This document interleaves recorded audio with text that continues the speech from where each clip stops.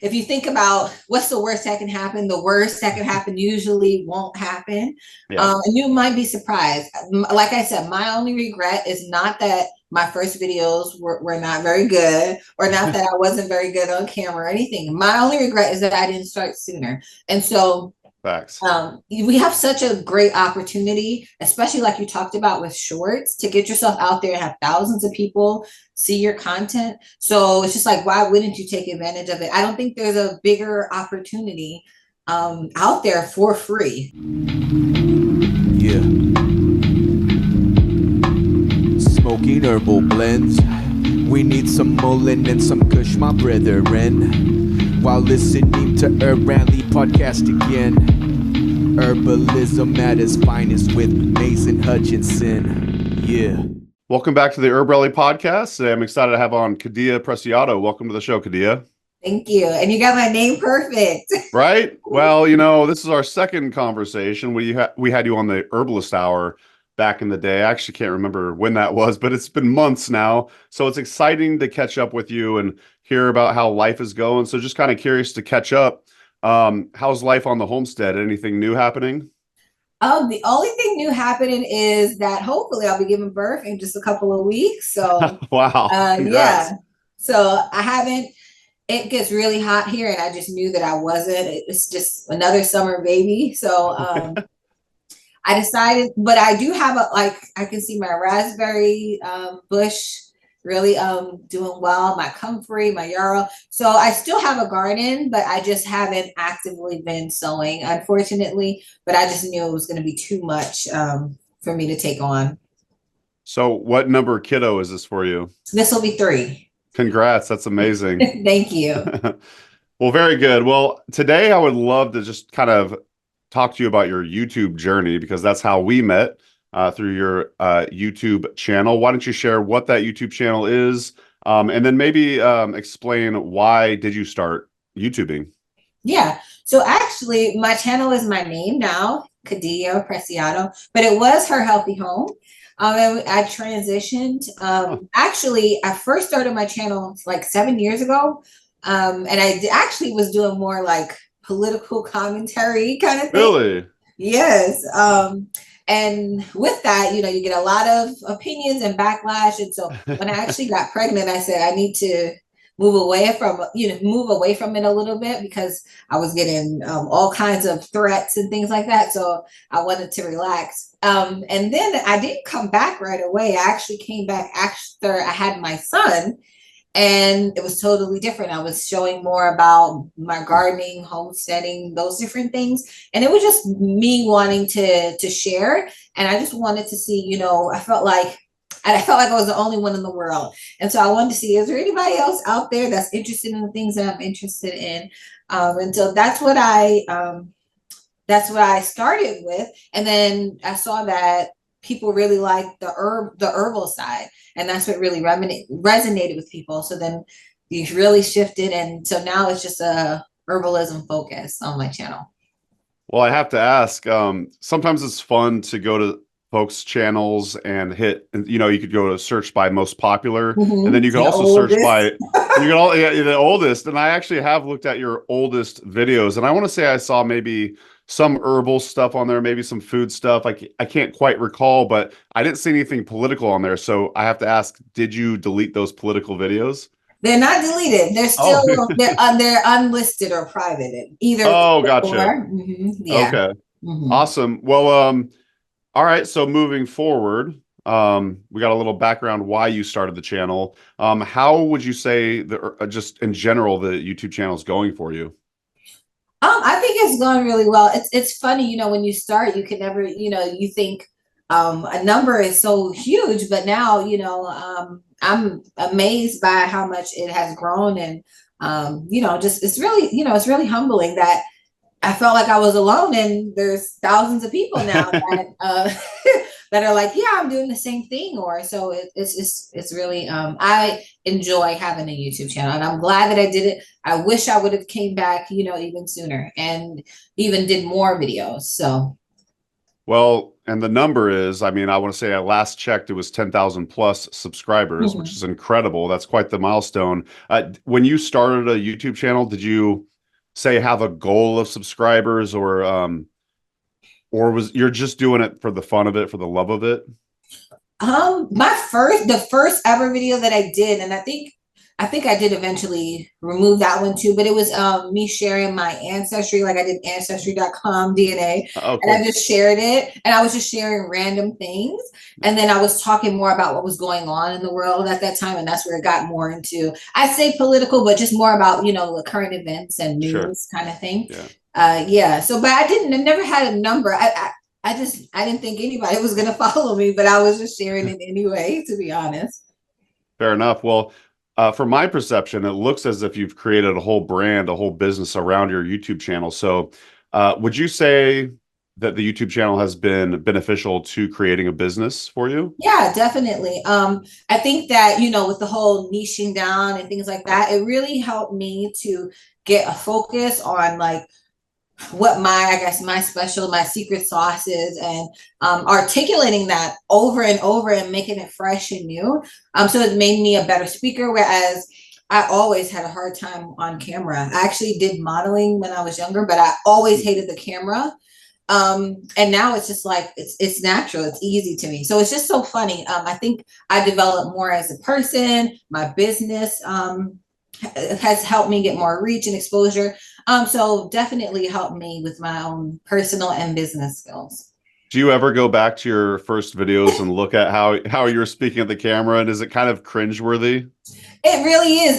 Before the last time we talked, I shared an email with a video I did 7 That's right. years ago or something like that. And that video I actually never published, but it's so funny just even to hear how my voice has changed. And yes, it definitely is night and day. So yeah, I do sometimes look at it because it's just a documentary of my life. You know, who would have thought before now, you know, the other generations weren't able to see themselves so far, you know, in a different stage of life, like seeing me almost like when I was a teenager, like that. It's just amazing.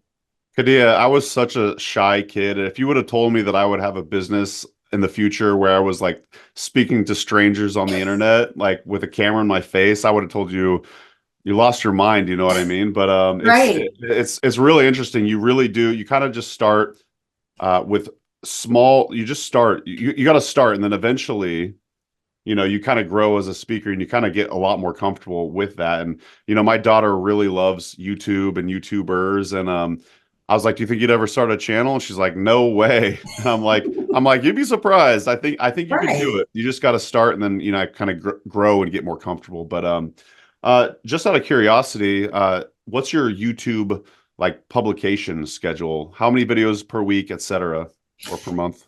Yeah, so it's funny. I used to, when I first started, I was doing like 3 or 4 videos a week. And then I actually went down to once a week because I found that I wanted to take like give people a little bit of break because sometimes people, if they feel like they missed a couple of videos, they're like, oh, I'll never catch up. Right. So I wanted to give more breathing room. Actually, now I'm pivoting a lot in the way I'm doing business and stuff because I am about to have my baby. I'm going to take more time. And I actually first I said I wanted 6 months to not have to do, you know, anything. But then I said, you know what, I really should take a year or give myself a year. So I actually have all this content. So I'm just slowly dripping it out actually every 2 weeks now so that I can have that time. And if I want to come, you know, do videos, I can, but to not feel like, oh, I have to. So every week I was filming like 3 videos so that I could take this break. That is brilliant. I love that tip. And, you know, I'm not pregnant, but at the same time, no, but originally the Herbalist Hour, one of our podcast series, was twice a week. So I was like recording all these interviews and it just felt super unsustainable. So eventually we decided to release it once a week. And now I have this giant backlog of episodes. So I'm like, oh, I could finally have some breathing room and slow drip it out over time. So that's a great idea. And you set yourself up to really just take that time off and, you know, be with your family and everything. I love that. How much time would you say it takes per video okay, so not just recording, of course, there's editing, there's idea generation, there's writing out the content, perhaps. There's so much that goes into the video. And I'm just kind of curious, do you have a general estimate per video how long it takes? A general estimate. Oh, no, I don't. My videos typically are shorter, so that's good. But I do like the editing. I do a lot of the process. So, but I work on it in different days. Like, so I would always record on Sunday, so I know, like, okay, I need to have on Sunday after I need to get the thumbnails made. I need to do this and that. I would estimate probably. Well, it's hard. It probably only takes me about maybe 30 minutes or so. Because, yeah, I would say about 30 minutes because the videos themselves usually are like, 10 minutes or so. A lot of times I'll just put down little notes about what I want to speak about. And I'm just kind of used to it. My editing, I don't have fancy editing, I don't have things on screen, it's very basic. And so, I feel like, I kind of got the rhythm. So I'd say probably only about 30 minutes, but that's with making real short videos. Some of my videos are only like 5 minutes. Mm-hmm. And so, yeah, I would say about 30 minutes to maybe an hour, but I don't do anything fancy. If I try to do something fancy, it'll be like an hour. If I have to put some B-roll or some, something like that, it might take a little bit longer. But I would say probably only takes about 30 minutes other than the filming. Right. Yeah. Yeah, I guess it pays off when you're an expert in your field because you don't have to spend all the, you know what I mean though? But like, so I was just before this call, I was watching some of your YouTube and I thought it was cool. You recently published a video, essentially it was herbs in the Bible. Mm-hmm. And I have to just imagine, speaking of expertise, you're an herbalist, but you're also a Christian, correct? Mm-hmm. Yeah. Well, yeah. Actually, I don't consider myself a Christian, just a Bible believer. Okay. But yeah. Right. Okay, but like you already like I was like, oh, KhadiYah was like doing some research and figuring all this stuff out, but I have to imagine you already kind of had a lot of this stuff in your brain. Yeah. And actually nowadays it's very easy to get information. So there's like an app where you can put in it's called Blue Letter Bible. You put in a word and it gives you all the scriptures. So it was really That's so cool. Yeah. So it's really easy just to pull them like that. Yeah. Of course there's an app for that. Yeah. So I would love to take more credit, but okay. All right. Well, you just make it look so easy. But well, speaking of apps and tech, you said your editing process is pretty simple, but just out of curiosity, is there a specific camera you use or what editing software? What's the tools of the trade? My camera is actually my phone. Okay, that's awesome. And so I edit on, I have 2 different apps. Usually I just use one, but I'll use another app if I feel like my background noise, with kids, with the refrigerator or whatever, just to take off some of the sound. So it's called UCut. So it's pretty easy and simple. And it lets you do like overlays, which is like, like the B-roll and things like that. But it's pretty simple. Phones have incredible cameras, and I would love to get a camera, but it just scares me, the thought of learning something new. For sure, but I think it's inspirational actually for folks out there who like, oh, you got to have all this software and crazy equipment to start a YouTube channel. KhadiYah has 10,000 subscribers and she uses her phone and some basic editing software. So I think that's super inspirational and useful for folks out there. Yeah, absolutely. This is a random question. This is something we haven't really delved into ourselves. We may have like 5 or 6 shorts, but just curious, have you experimented with shorts or like TikTok or any short form content in general? Yeah, I think I've done about like 60 shorts. Okay. And actually I feel like the shorts do better for me. Like sometimes, I'll put them on there and I'll put them on Instagram. And it's funny how the same video doesn't do well on both for some reason. That is weird. It's like it's always funny to me, but I feel like the YouTube Shorts is actually a lot better for me than even I put some things on TikTok. So I feel like the YouTube Shorts is really a good opportunity. I wish it was a little bit more predictable, but there are some videos that did particularly well. But it's just like just with YouTube, you never know what that video is that people will really love. So it's just all about learning. But I think that it is something that definitely people should be using, especially if they're scared to get on camera. You can do 30 seconds, you can do 60 seconds. I think so. That's a great tip too. And I was recently interviewed on a different show, and they asked me, how do you kind of get into this whole podcasting, YouTubing realm? And I said one of the best things back in the day, I would use Snapchat. Like nowadays, it's kind of more like Instagram direct message, but I would record myself on video to my friends, and like that would be my in place of text message. And just seeing yourself on repeat over and over and over again, you get used to yourself seeing yourself on camera.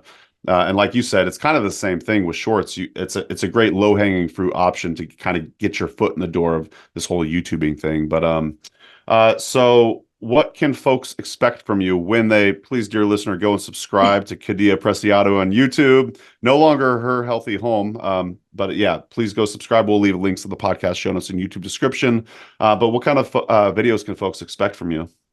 Yeah, I really focus on a lot of the mental part of herbalism, like how to think about herbs or how to approach herbs and just new perspective on herbs. And I'm really shifting a lot towards helping like practitioners, because I find that there's a lot of information about, beginning as an herbalist and everything. But then when you're looking more intermediate to advanced, it's like a really big, I guess, opportunity, I would say, to really get in there and help people and assist them when now their friends know what they're doing, and they want to ask, they have questions, and they want to start helping the different people in their family. And so I'm really shifting towards more of that practitioner skills as well. Absolutely. Awesome. How many videos do you have? A lot. So I have a lot more than I've been kind of taking some down. Some that, like I said, like the cooking and canning and all those other things that I was doing, I did take a lot of those down, just because they're not really what I'm going to show in the future. So I don't want to get people excited. But right now, I think it says I have 250, but I'm sure I've done like close to 1,000 actually. Oh my gosh, that's wild. Yes, I've done a lot. That's amazing. Wow. Okay. Well, 250 plus videos on the channel. As you said earlier, you're kind of niching down anyway. So would you recommend that to kind of just like get rid of certain videos on your channel?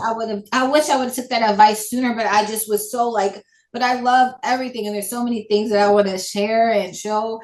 But I feel like it's just better for people to know what to expect. What people like as well.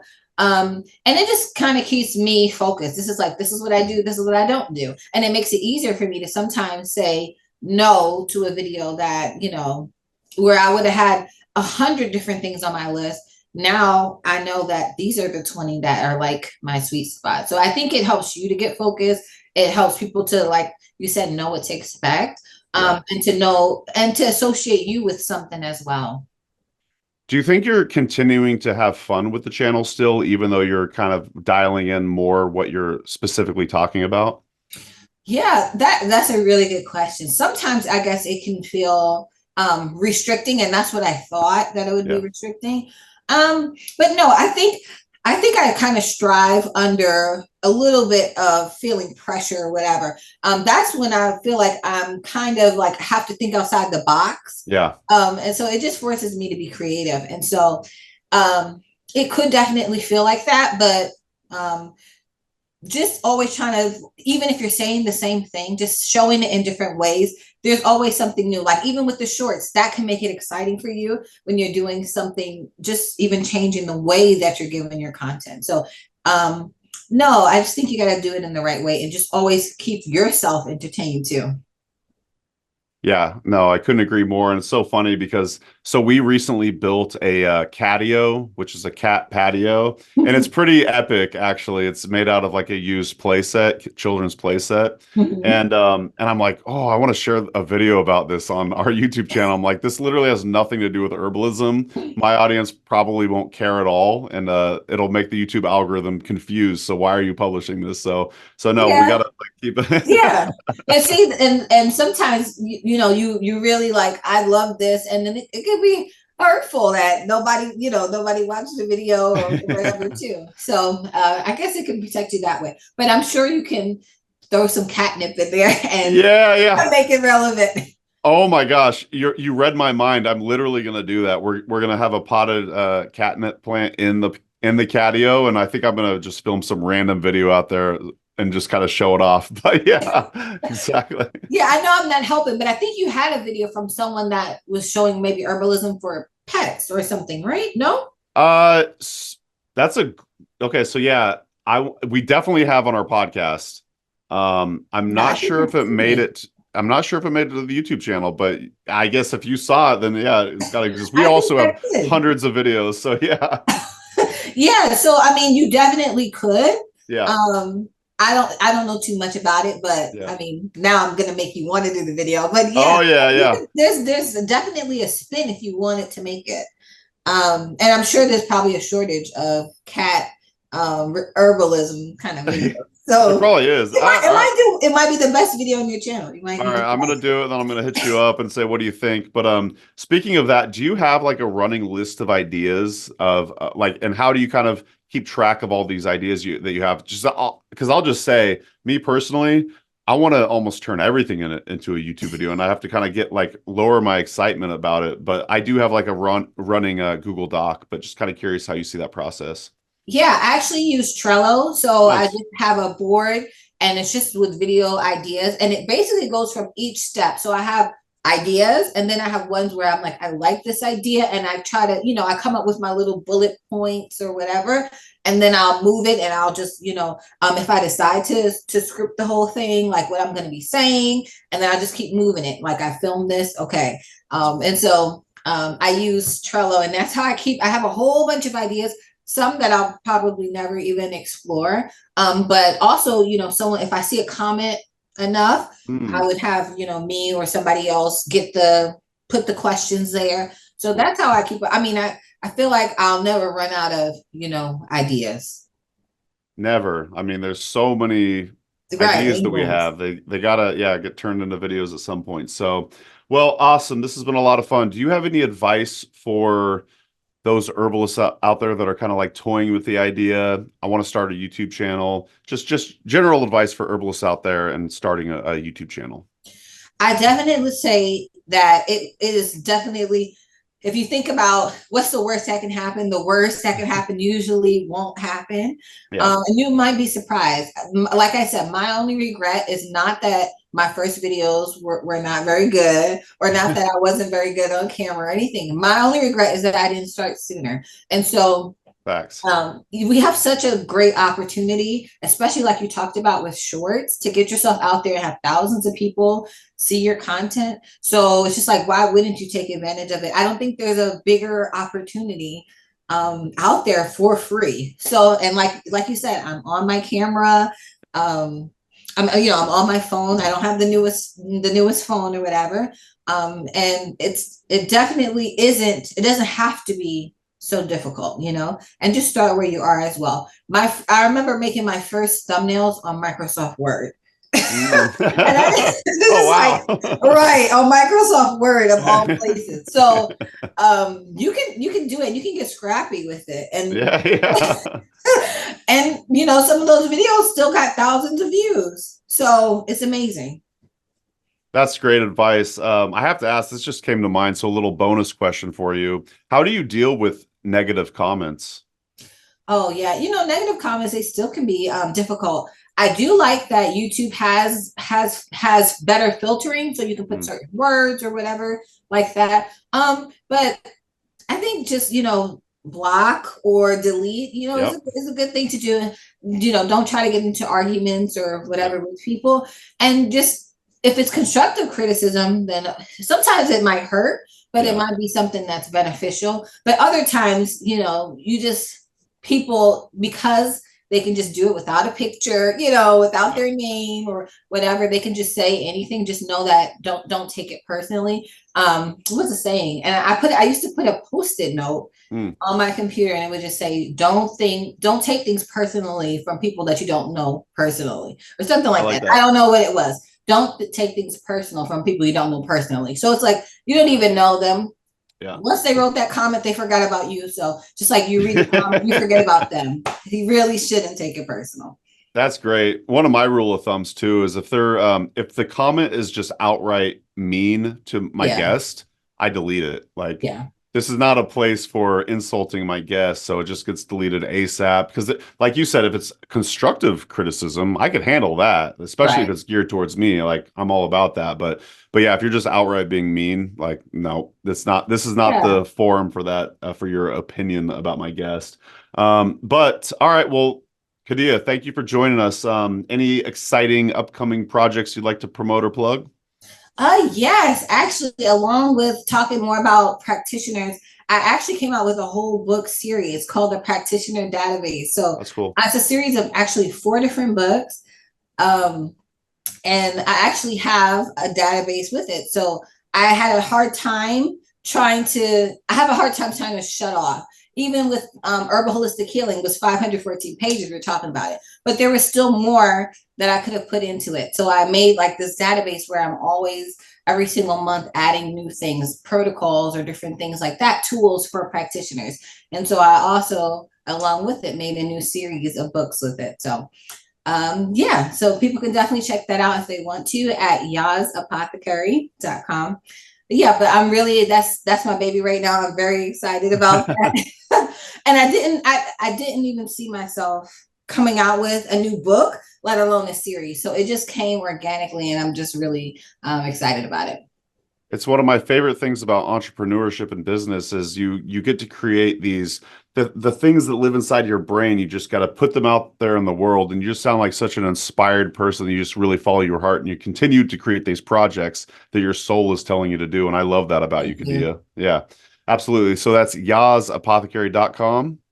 Yes. And that's YAHS. And we will leave a link in the podcast show notes in the YouTube description. Thank you so much for joining us on the HerbRally podcast. And thank you for having me. I always love working with HerbRally. Likewise. We'll talk very, very soon. All right, y'all. We'll see you in the next episode. Bye-bye. Bye. Hey everyone, this is Mason with HerbRally. Thanks so much for watching today's video. If you liked it, please give it a thumbs up, and also go ahead and subscribe. We come out with new herbal content each and every week. If you didn't know, HerbRally also lists Herbalism events. We list Herbalism events chronologically. We list them also by state. So you could just go ahead and search by Oregon or Wisconsin or wherever you live. You can find out what Herbalism events are happening in your neck of the woods. We also list Herbalism events, virtual herbal events. So if you can't make it to an in-person conference or plant walk, we list lots of virtual events as well. To find out more, you could go to herbrally.com/events or herbrally.com/virtual. But if you can help it, I would highly recommend trying to go to an Herbalism conference. Those are some of the best learning experiences I've ever had, and that's where you can find different herbal teachers, and then maybe you could perhaps take their apprenticeship. But yeah, just do what you can. Get out there and learn about the herbs, like yarrow, dandelion, corn, all the above, like all the medicinal herbs. And we'll see you out there. Hope to see you at an herb conference. All right, bye.